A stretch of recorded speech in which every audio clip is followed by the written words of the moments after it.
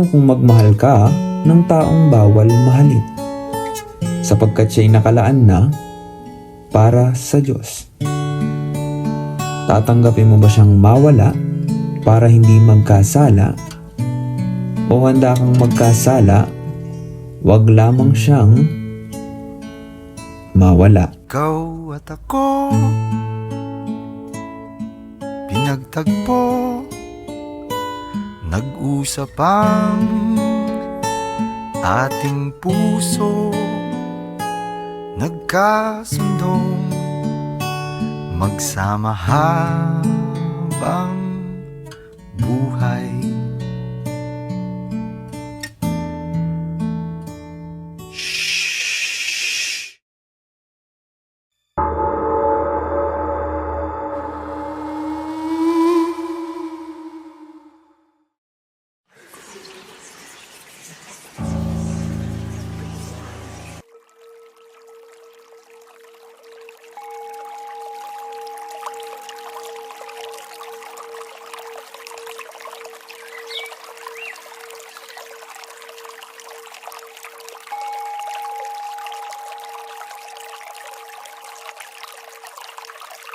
Hi!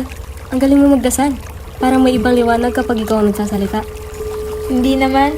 Ginagawa ko lang ang tungkulin ko.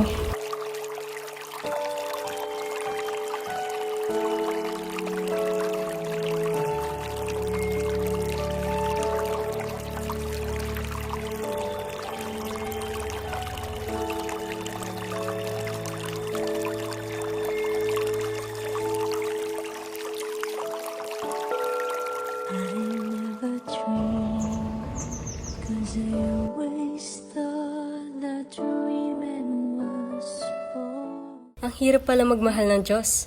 Lalo na kung pakiramdam mong hindi ka karapat-dapat. Ang pagmamahal sa Diyos ay isang sakripisyo. Kailangan nating bitawan ng lahat kahit gaano kahalaga.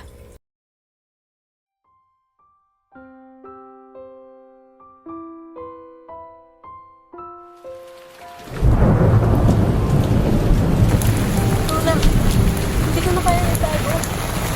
Mahal kita. Paano mo naman nasabi yan? Hindi pwede. Hindi pwede to. Alam ko mali. Pero hindi ko mapigilan. At ikaw, wala ka ba nararamdaman para sa akin?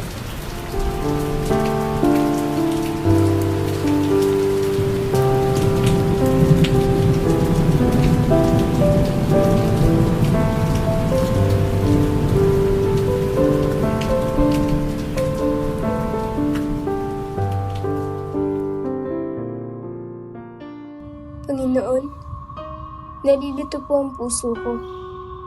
May mali po ba sa pagmamahal ko at sa pagiging ako? Kung ako man ay nagkakamali, itama mo po ako na may pag-ibig at liwanag. Bigyan mo po ako ng tapang na tanggapin ang sarili ko at ipakita ang pagmamahal na may respeto at kabutihan.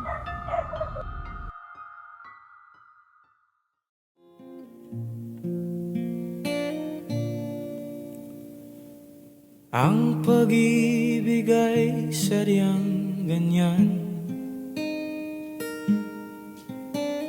tiwala sa isa't isa'y kailangan.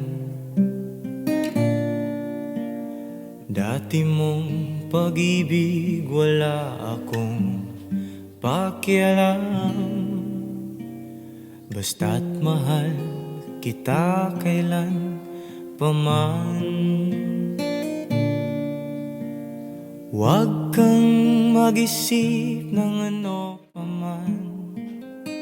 Luna, bakit mo pipiliin ang isang buhay na walang kasiguraduhan?